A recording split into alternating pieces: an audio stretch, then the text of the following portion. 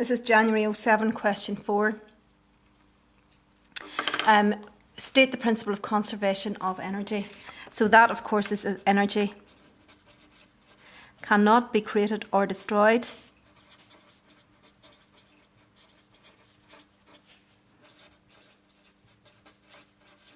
but it is simply changed from one form to another. Describe one example using electrical energy where this principle applies. Name the device involved and state the energy transforms which occur. So I'm just suggesting something like an electric kettle.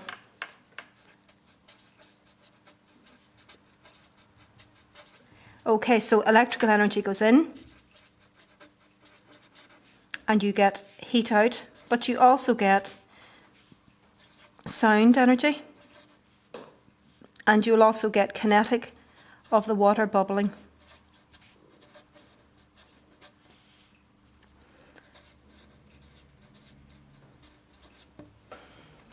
So the main energy transfer is from electrical to heat. Part B, a cyclist and her machine have a mass of 77 kilograms. She travels a total of distance of 800 metres between the two hills. Now the 800 metres is along the line of the slope here. That's 800 metres. At the top of the higher hill, her velocity is 6.2 metres per second. She descends the hill and ascends to the top of the next hill where her velocity is 5.10. Throughout the distance travelled, the cyclist contends with an average opposing force of 17.0 metres. So air resistance is one possible cause for a force which the cyclist must expend energy to overcome.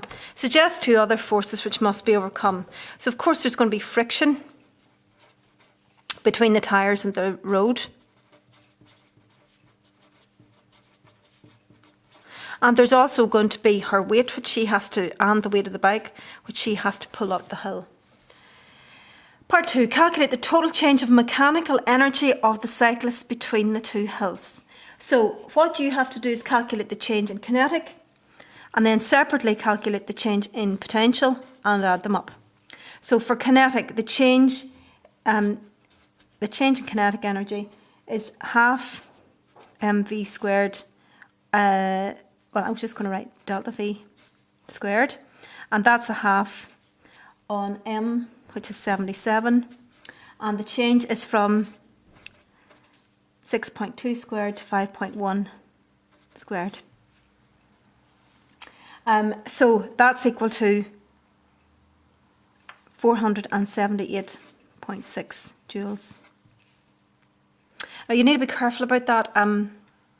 The change in V there is 6.2, take away 5.1, but I'm not positive 6.2 minus 5.1, then squaring it will give you the same answer as 6.2 squared, take away 5.1 squared. So you just need to be very careful about that, do them separately. For the potential energy, the change in GPE equals mg delta h, and that's equal to 77 times 9.81, and the change in height between the two hills is from 30 down to 25, so the change in height is 5. And that gives you 3,776.9 joules. And so when you add those two up, you get a total then of 4,260 joules. So that's the two of them added up. If I put a wee plus in between in green there.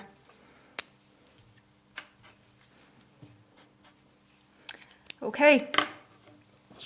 And the last part of the question then, calculate the energy contributed by the cyclist for the complete journey between the two hills, where the average opposing force of 17 newtons was encountered. Now, the work done by friction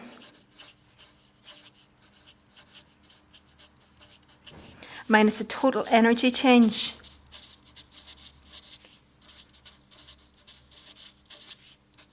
is equal to the energy that the cyclist had to put in.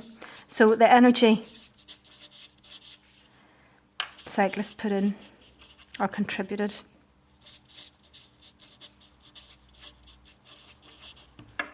Okay, so they had to put in a little bit more than than was necessary, or that they had to put in a wee bit more to overcome the friction. So work is calculated by force by distance. We already know the total energy change is 4260, or 4255 actually it comes out as, I think, but 4260. And the work force by distance is 17 times 800 metres. So it's the distance travelled along the road. And that gives you, I'll just check this, this gives you 13,600, and you take away 4260, gives you 9340 joules.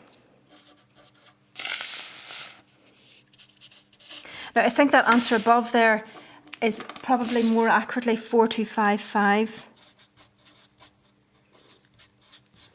This is the answer from the mark scheme, and they've rounded up to 3 significant figures. And so I used that number down there. If you do use the 4255, you end up with you end up with 9245 if you use the 4255.